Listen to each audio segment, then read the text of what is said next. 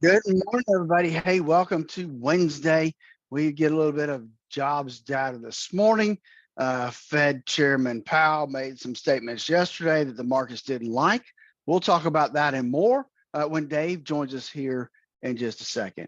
Before we do that, though, let's not forget that in this world we live, there are so many things that you and I, we just can't control. But guess what? You can control how much risk you have in your portfolio, but you need to know what that risk is and how it really lines up with the amount of risk you're willing to take. Do you have too much risk? Not enough risk? Those are the two things I see most common. You need to know what that number is to make sure your portfolio matches up properly. Give us a call, 863-382-0037. Next, we got Dave.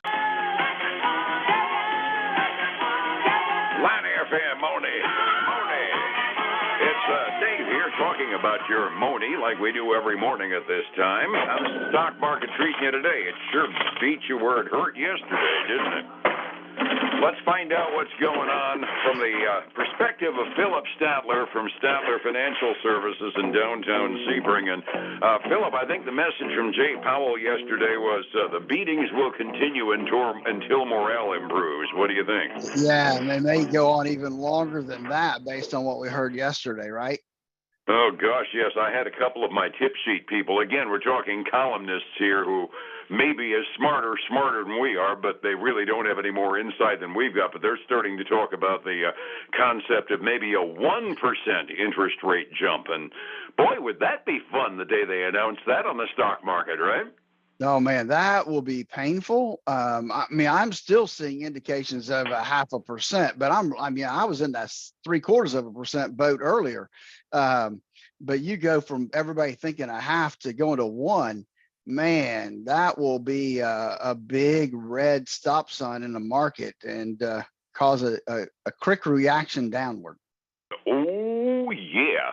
Given the fact that we were baking in only another quarter as recently as a month ago, I mean, go all the way up to start talking about 3/4 or a full point, and the market will look like a seismograph. And the problem is, every indication is what Powell said yesterday morning is looking like it's getting more likely. He opened his trap at 10 a.m. in front of Congress, and within 10 minutes of him starting to talk, the Dow fell 200 points, just kept on sliding yesterday. We ended up finishing the day with the Dow down 575, Standard & Poor's down 62, NASDAQ was down 145 points. The Dow was the biggest loser of the bunch because it really whacked the banking stocks hard when Powell said, yep, we're just going to keep bumping those interest rates up.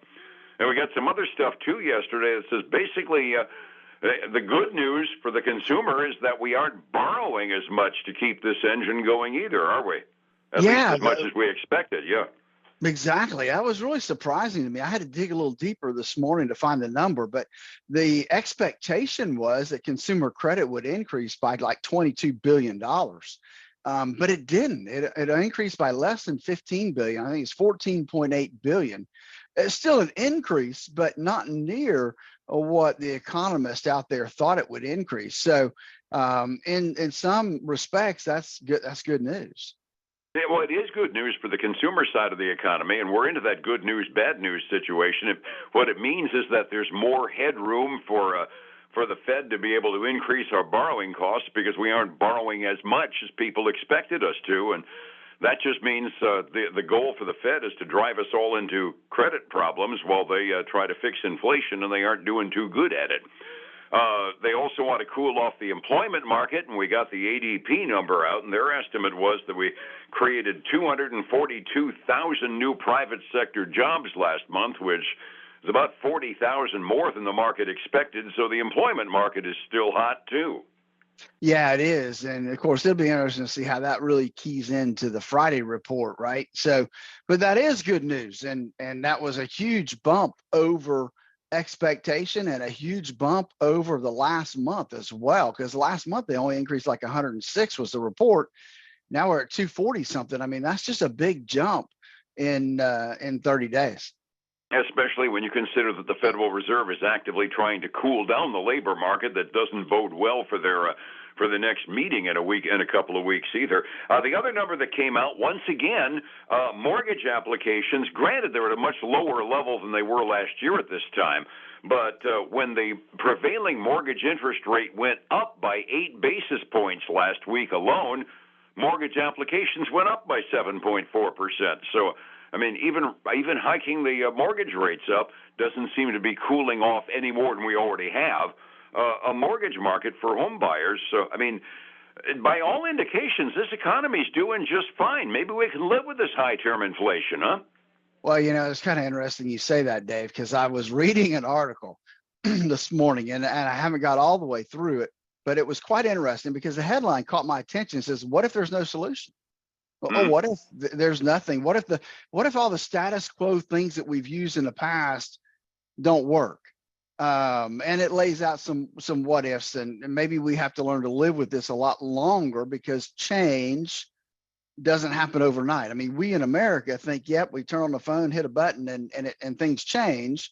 Turn on a light, turn off a light, all those type of things. But our economy is so big that it just doesn't turn on a dime. And so this may be an issue, and I'm just speaking from what the article says, not necessarily my opinion here, but basically it may take time. It may take longer than any of us expected, and that may means there's more pain to get through it all. And so that was just kind of an interesting perspective from this author, and I think that to some degree it raises some questions that maybe we all need to ask. Yeah, yes. My two reactions to that when you shared that tidbit with me before we went on the air were step number one, the rant that I went on yesterday about there's two legs to controlling inflation. There's monetary policy, which the Federal Reserve does, and fiscal policy, which Congress is in charge of, and they're about as disciplined as an underdeveloped 2-year-old as far as keeping fiscal policy under control. We just keep spending money. Whether it's needed or not, it's a time where it needs to be reined back if we want to try to control inflation. Congress hasn't been doing that. The other thing that hits me, though, is I'm old enough to remember the Ford years and all the fun that President Ford ended up taking at his expense with that Whip Inflation Now campaign. I mean, the button became an ongoing joke, but some of it was because, well, we had 4.5%, 5% inflation at the time, and really we didn't feel it was all that bad. It just wasn't in the public attention span at the time. So maybe if the Fed can get it down to 4 or 5% with just monetary policy, you might be right, or at least your columnist might be. Maybe it can't be fixed, and we'll have to live with it for a while. Well, the other thing that brings to mind is you're talking the 70s, right? And so in the 70s, what information line of communication did we have? We had Walter Cronkite, right, giving us the news, and that was really it. Now you get on and read anybody's blog, or you go on the internet, and sometimes information can be dangerous. And and I think we live in that age now that may make it more difficult, right, to whip, because now maybe the American people know too much. Maybe we know, too many things, and we take action as a people when we see or hear things that may not actually line up with what's happening in the economy. So I think that adds another level of frustration. Oh, yeah. And in a day and age in which you can find people on blogs talking about having done their research, which really means watching a couple of YouTube videos, the information, having enough information and having too much information might be possible, but the problem is there's too much wrong information out there as well, and it's prompting people to have considerably less patience with the Fed than they even otherwise would. And God knows the Federal Reserve doesn't deserve a lot of patience from us, but we're having even less than we probably should have because we're getting flooded with junk that we really don't know. I know you and I just keep adding bad news on top of yesterday's bad news. So, and it wasn't good yesterday by any measure. We've got a few other things coming out today. Among other things, the Fed's beige book is coming out. That's their really in-depth green eye shade level details as to what's making them think the way they think. And given the fact that we're kind of touchy based upon yesterday's stock market reaction, I suspect that's probably going to be amplified in importance this afternoon about 2 p.m. I think so. They'll be parsing through that to figure out the attitude anyway. At the very least. We do have the end of earnings season going on. Gosh, we're just merry sunshine today. Is anybody making any money? I heard Stitch Fix reported. Are they doing okay? They did report. Now, unfortunately, they are not doing very well. They actually lost significantly more than expected. They were expected to lose money, about 34 cents a share. They lost 58 cents a share. So not good there. But now their positive free cash flow, I mean, cash flow coming through the system was more than it was a year ago. So that was a little bit of good news in there, but not enough to help the stock at all. Trading down 10.25% this morning, Dave. Ouch. I Yeah. got to believe that their Fat City days are going to come when people are back in the office in droves again. And God knows we keep seeing stories about companies having trouble getting their employees to get out of their underwear and get back into the office. Yeah, but you know what? The big guys are starting to say, hey, look, if you want a job, you got to come into the office. So that's, we're starting to see more and more of that. We had, and that'll be Stitch Fix's salvation, Yep. Probably. Exactly. So I got two more for you. CrowdStrike, which is a cybersecurity firm, and now they did have stronger than expected fourth quarter earnings numbers across the board, and so that was some good news for them. They're trading up 4.7% this morning. And the other one I have for you is these crafty people that like to do craft stuff, and that they'll know this, and that's Cricket.